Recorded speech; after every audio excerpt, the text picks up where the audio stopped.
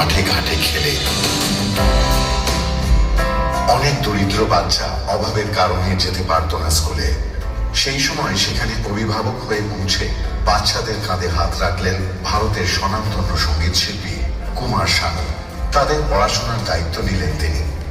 বানালেন কুমার শানু বিদ্যানিকেতন।